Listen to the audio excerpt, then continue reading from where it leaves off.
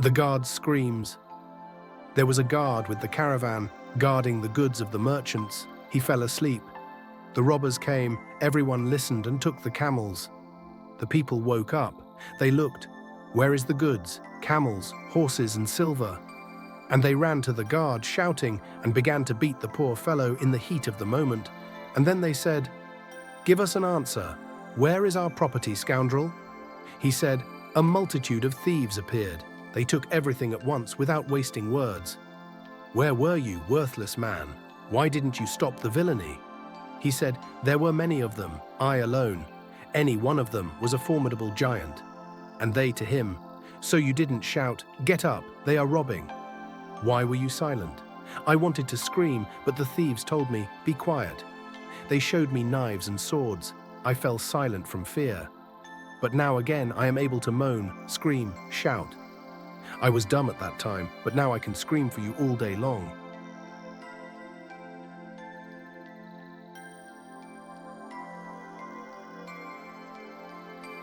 Story of grapes. Here is how misunderstanding can sometimes capable of replacing friendship with enmity, how it can give birth to malice in hearts. The same thing in different languages. A Turk, a Persian, an Arab and a Greek were walking together. And then some kind person gave his friends a coin, and thus he stirred up discord between them. Then the Persian said to the others, "Let's go to the market and buy some anger." "You're lying, you rogue," the Arab interrupted him angrily. "I don't want anger, I want Inab." And the Turk interrupted them. "What's all the noise, my friends? Wouldn't Uzum be better?" "What kind of people are you?" the Greek exclaimed to them. "Let's buy some stafil and eat it."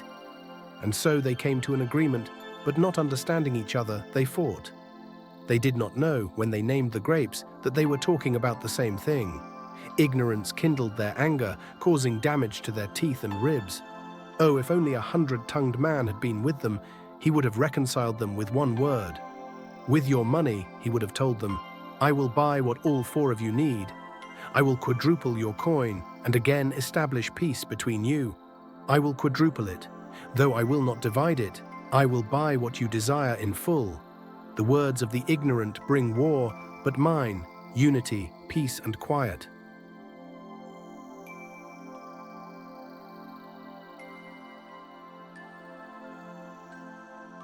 About how a thief stole a snake from a charmer. A bizarre thief, in his stupidity, one day stole a sleeping cobra and was killed by his own prey. The charmer recognized the poor fellow, sighed. He himself did not know that he was stealing. I prayed to heaven that the lost snake would be found. But it was hard for it to bear the poison. It was evidently time for it to bite. My prayer was rejected. Fate saved me from death. So the foolish sometimes prays for the benefit that threatens him with disaster. And how many people in the world chase for profit, which is more cruel than all losses.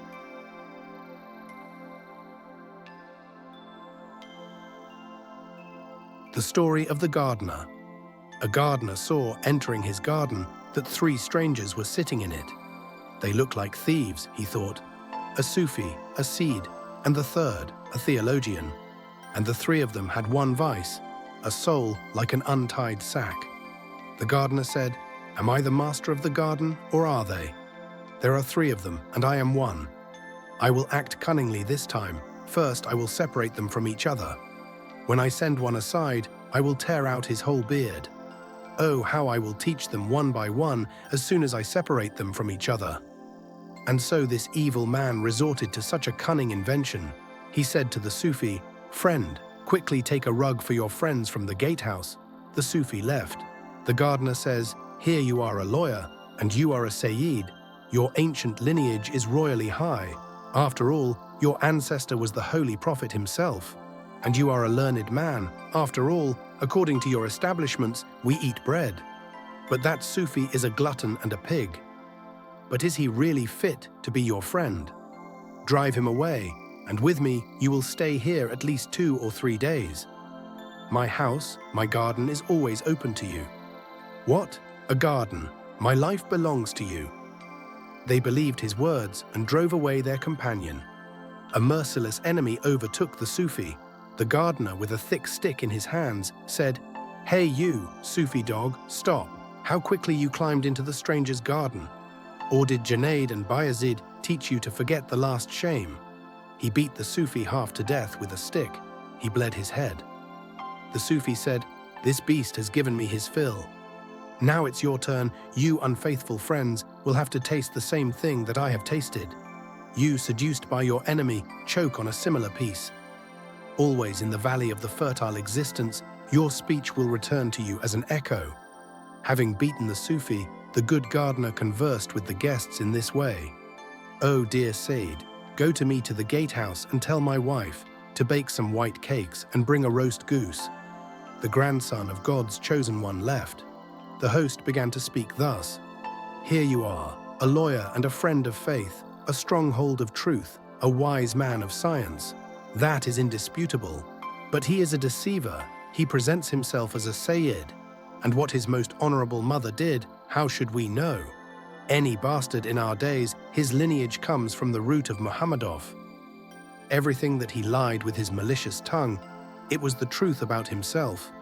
But the gardener spoke so flatteringly that he completely charmed the guest. And the wise man, the lawyer, 'You are right,' said to the host in response. Then the gardener went to the Sayyid with a club, saying, 'Hey donkey, here, or did the Holy Prophet himself leave your vile vice as an inheritance? A lion's cub looks like a lion in all respects, and how do you look like a prophet?' And then with a club he beat the poor Sayyid from all sides.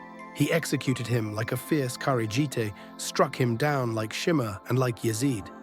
He lay bleeding all over, and so in tears he said to the lawyer, 'Here you are alone, you have betrayed us. Will you yourself become a drum now? I was not one of the best people in the world, but still better than this villain. You have ruined yourself, ruining me. You have made a bad exchange.' Then, coming to the last of the three, the gardener said, 'Hey lawyer, so you are a lawyer? No, you are a thief. You are a reproach to the world and a disgrace. Or is it permitted by your fatwa to enter someone else's garden without permission? Where, in which prophets, you scoundrel, did you find this right? Answer, in the Mediator or in the book Ocean, did you read it? Tell me, blockhead.' And giving free rein to his anger, the gardener broke his sides. The unfortunate man said to the tormentor, 'Beat. You are right in your legitimate rage. I deserve punishment 100 times worse than anyone who betrays his friends. Let retribution strike with misfortune those who paid for friendship with enmity.'"